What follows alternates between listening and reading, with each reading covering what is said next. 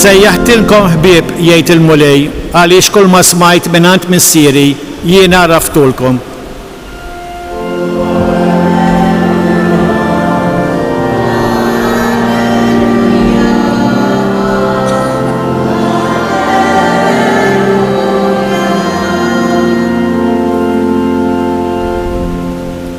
Il-mulej ma'kom. Għari mill-Evanġelju skont San Mattew.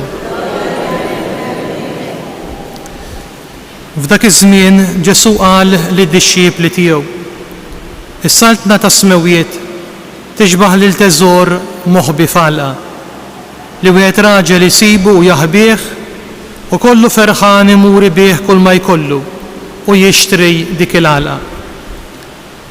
Tixbaħ ukoll is-saltna ta' smewiet lil wieħed negozjant ifittex ġawar fin. Meta sab ġawra tiswa ħafna, mar bih kull ma kellu u xtara lila.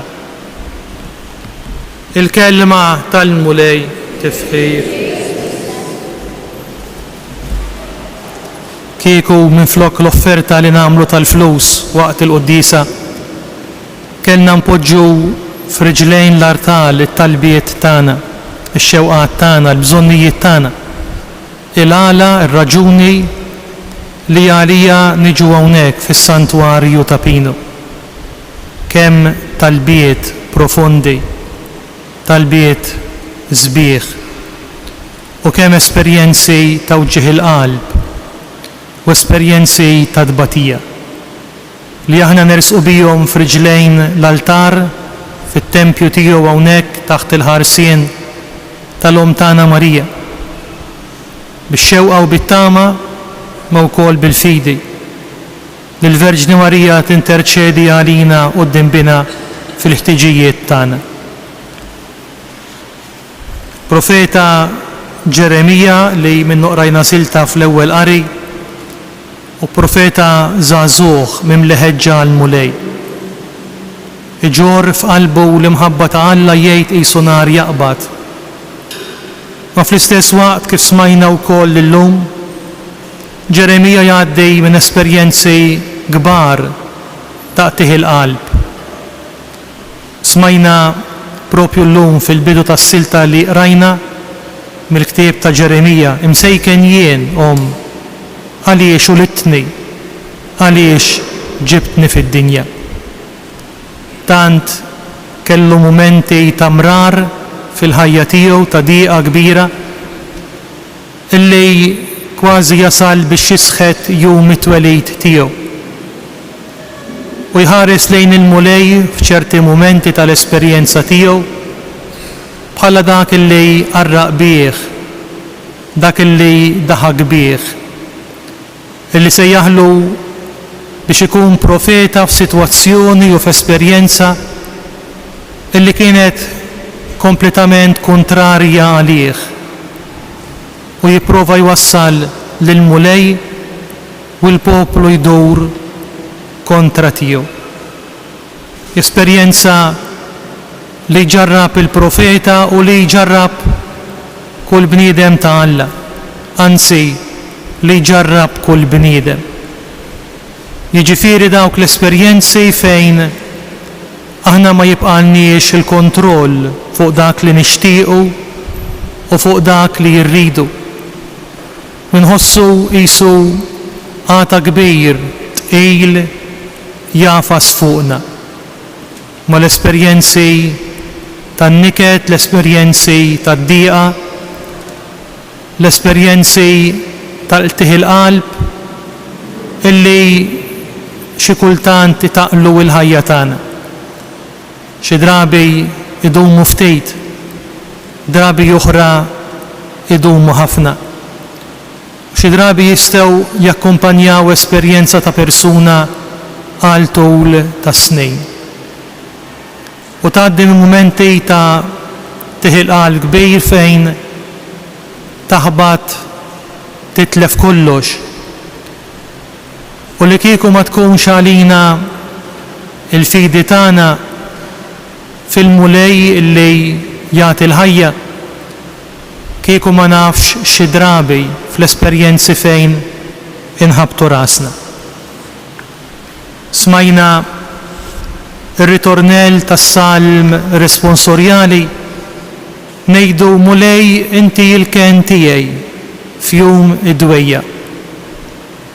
Kemm persuni jiġu propju f'dan is-santwarju taħt il-ħarsien tal-Madonna biex iferru id-dieqa tagħhom, il-piżijiet tagħhom, it-toqol tal-ħajja tagħhom. U jsibu minn idejn il-Madonna il-faraġ, il-mistrieħ u tama ġdida. Kif qalilna il-Papa meta kien propju hawn preżenti fostna, u għaw jirrifletti fuq il-ġrajja tas-salib fejn kollox jidher mitluf, fejn Ġesu jidher tellief għax qiegħed imut u taħtu hemm il-Verġni Marija.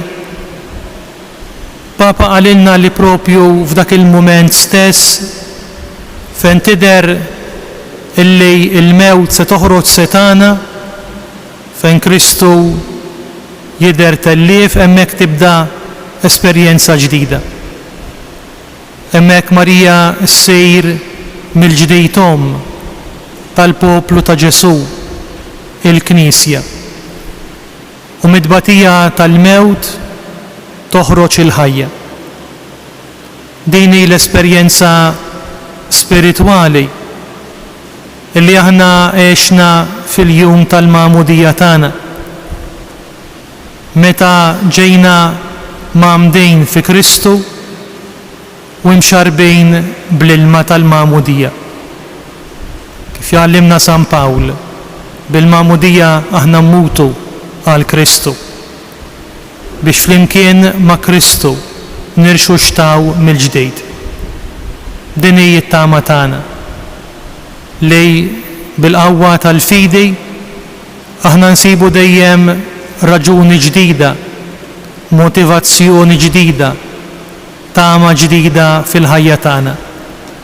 ċerti li kull darba li ninżlu f'riġlejn il-Verġni Marija hi se ġġor fuqha l-uġigħ tagħna.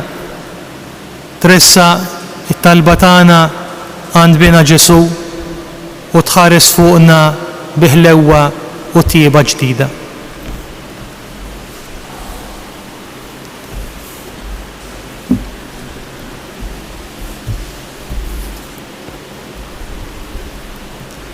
Qumu bil-wieqfa rresqu it-talb tagħna lil mulej.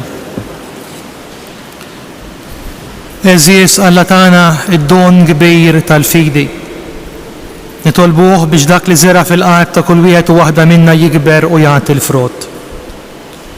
Għall-Knisja sabiex tgħin lill-bnedmin jiskopru u jgħixu s-sens veru tal-ħajja. Nitolbu.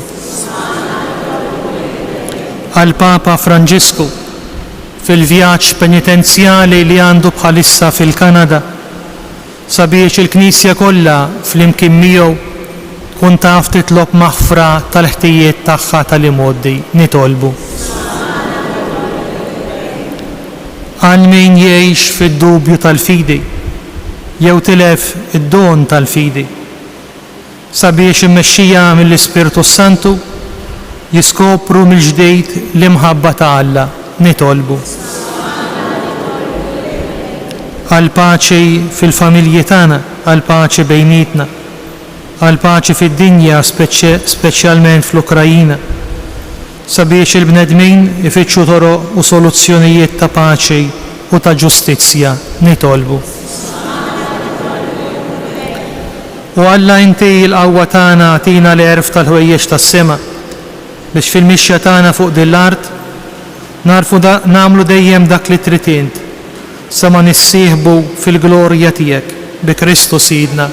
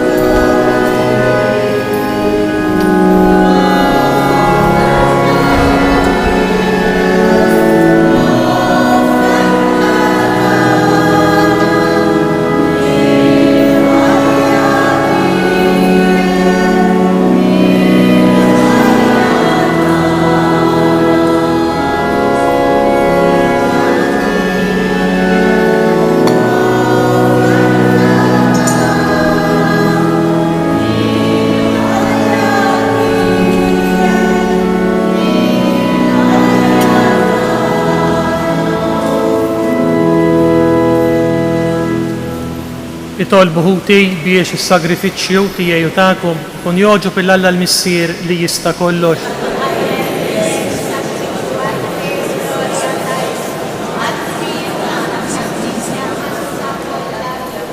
Għamel mulej li n-nar tal-Ispiritu Santu isaffi l-offerta tagħna biex permezz tas-sagrifiċċju tal-artal li fih tissieħeb il-Verġni Jom Alla b'nubietna jitħassru u jinfetħilna l-bieb tas-sema bi Kristu Sidna. Il-mulej magħkom. Nerfgħu qlubna l fuq. Niżżu ħajr lill-mulej Alla tagħna. Sewwa u xieraq tas-sew mulej Missier Qaddis Alla ta' dejjem li tista' kollox, tajjeb u taġita s-salvazzjoni tagħna li dejjem u kullimkien irroddulek ħajr bi Kristu Sidna. Int fil-kobor tal-erf tiegħek biex iġġedded il-familja kollha tal-bnedmin, rid li l-Verġni Marija tieqaf f'dejn is-salib, Eva ġdida f'dejn is-salib ta' Adam il-ġdid. Biex dik li bis-seta tal-Ispirtu Santu saret Kristu, issa b'don ġdid tat-tieba tiegħek issir sieħba fil-passjoni tiegħu. U dik li ma ġarbitx l-uġieħ tal-ħlas meta tagħtu it-twelid, issa ġarrab uġieħat kbar biex tagħti twelid ġdid lilna għalik. Għalhekk mal-anġli u mal-arkanġli, mat-troni u mad-dominazzjonijiet, intennu l-innu tal-glorja tiegħek u ngħidu bla qiegħda. Qaddis, Qaddis, Qaddis, mulej Alla tal-eżerċit, is-smawiet u l-ard mimlija bil-glorja tiegħek, osanna fl-ola tas-smawiet. Irek minn ġej isem.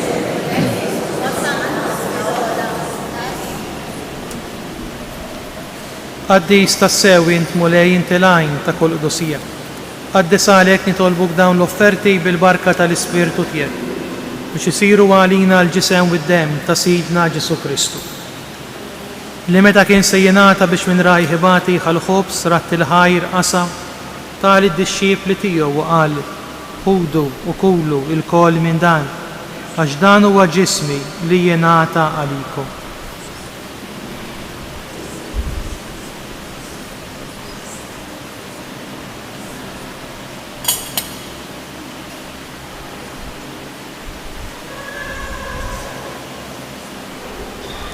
Ek ukoll wara l-ikla ħal-kalċi, reġa' rat il-ħajr tal id-disċiepli tiegħu u qal ħudu u xorbu minnu il-koll, għax dan huwa l-kalċi ta' demmi tal-patt il-ġdid li jibqa' l dejjem.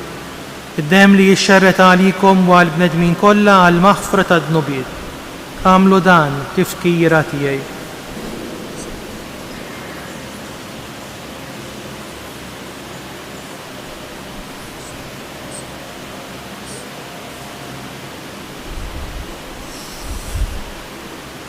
Danu il-misteru tal-fidi. Nħabru il-mewt tiegħek mulej xandru bil-fer għawmejn tiegħek stennew sa ma tiġi fil-glorja. Għalhekk aħna nagħmlu dan tifkira tal-mewt u l-għawmien ta' Sidna Ġesu Kristu, nofrulek mulej il-ħobs tal-ħajja u l-kalċi tas-salvazzjoni u rodulek ħajra xoġbok tilqana un qudiemek biex naqdu. U miċ-ċokon tagħna nitolbu li l-Ispirtu Santu jaqadna f'ġisem wieħed lilna li nieħdu semm il-ġisem u d-demm ta' Kristu. Ftakar mulej fil-Knisja tiegħek imxerda mad-dinja kollha u taf li mħabba flimkien mal-Papa Franġisku, mal-Isqof tagħna Anton u mal-Ministri tiegħek kollha. Ftakar fil-qaddija tiegħek speranza li oġbok issejħilha għal għandek minn din id-dinja. Għamel li kif bil-magħmudija mitet fibnek u bħal ibnek, hekk ukoll fibnek u bħal ibnek tirxoxta għal-ħajja. Ftakar ukoll f'ħubna li raqdu bit-tama tal-qawmien. Ftakar fil-mejtin kollha daħħalhom quddiemek fid-dawl tas-seb tiegħek. Ħen għalina l-koll nitolbu. Għati lilna wkoll il-wirt tal-ħajja ta' dejjem flimkien mal-Verġni Mqazza u Alla Marija ma' żewġa San Ġusepp mal-Apostli u l-qaddisin kollha li għexu fil-ħbiberija tiegħek sa mill-bidu tad-dinja. Għamel li magħhom infaħruk u nsebħu Ġesu Kristu ibnek. Bi Kristu ma' Kristu fi Kristu. Jingħata lilek Alla Missier li tista' kollox flimkien mal-Ispiritu Santu u l-ġieħu glorja għal dejjem ta' dejjem.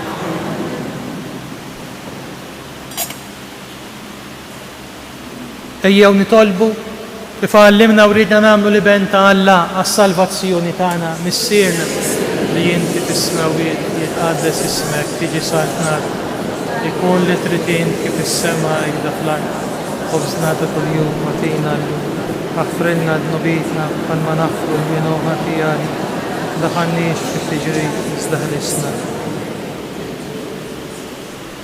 Eħlisna nitolbuk mulej minn kull deni għatina fit-tiba u l-ħina tiegħek il-paċi fi żmienna biex inkunu ħielsa dejjem mitnub u mħarsa minn kull inkwiet.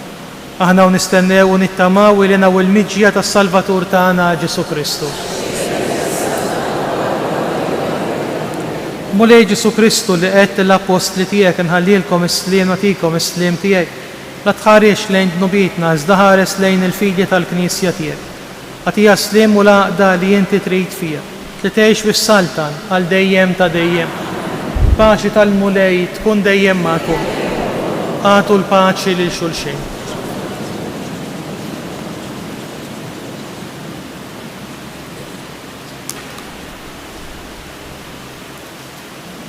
ħaruf talla tneħħi d-nubiet tad-dinja.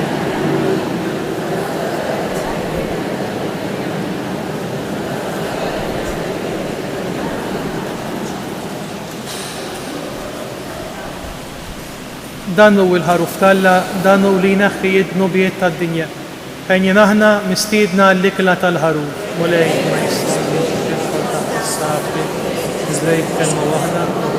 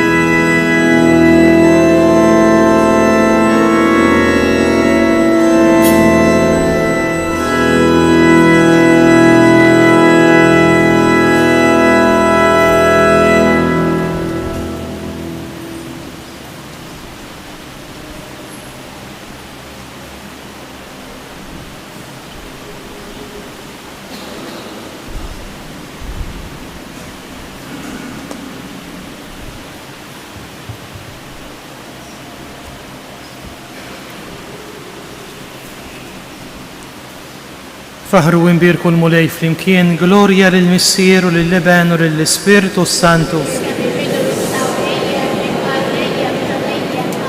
Nitolbu. Ħares mulej lilna għaddejja tiegħek li tmajtna bis-sagrament tal-misteru tal-Eid. Aħna u namlu t-tifkira tal-Verġni Marija fin-niket tagħha. Watina li jkollna sehem mill-qawmien ta' Kristu mill-imwiet. Aħna u nerfu kuljum warajh is-salib tagħna. U li jgħixu jsaltan għal dejjem ta' dejjem. Il-mulej magħkom. Iberikkom Alla li jista' kollox, il-Missier, l-Leben u l-Ispiritu Santu. Morru fil-paċi ta' Kristu.